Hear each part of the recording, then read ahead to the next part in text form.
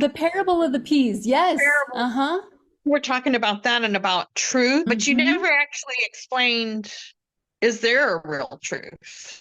Is there a real truth? That's a good Or your question. truth is the real truth for you? Just like, Hmm. because my husband and I are going through that with each other because he thinks Hmm. his way is the highway. Interesting. And I'm saying, no, it's not. So, yeah, it's definitely a philosophy question. Is there a real truth? And why I think the parable of the peas is so powerful is because if we're focusing on one central object and each of us are standing at a different point around that, then we have a unique perspective toward that thing, if we call Hmm. that the truth. So your Right. experiences, your past gives you a perspective of what you see as the truth, as well as someone else, just like your husband.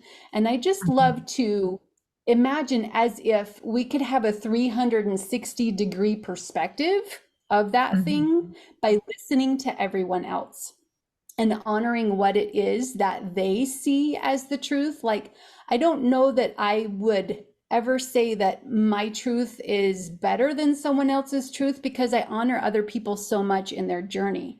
But Hmm. I love listening to other perspectives, even if they're different from mine, because I Right. think that gives me a fuller perspective of what that panoramic picture of the truth really could look like. And I think we get stuck in the closed mindset when we say there's only one right way or there's only one path to see that thing. I think the abundance comes in when we say there are many, many ways, an infinite number of ways to be able to see one thing and to experience the lessons that we've learned in life.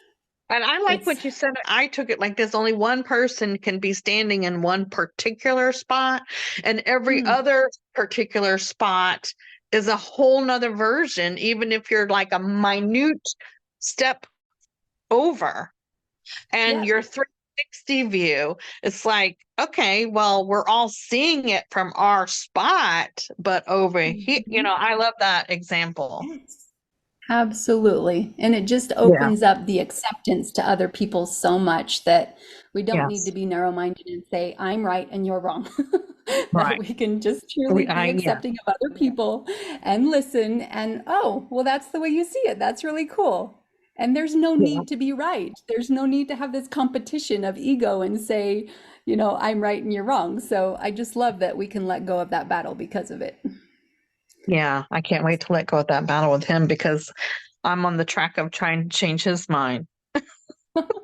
Or You'll just get not there. changing his mind, but giving him another perspective instead of his narrow mind. Mhm. Hmm. I think the more and more you learn to validate your own voice and you know that it's true, you won't Hmm. need to have him validate that you know that it's true. Right. So it's just a matter of going and staying in that 777 place, and you're finding that inner alignment and that balance, and that you know, and that's all that matters.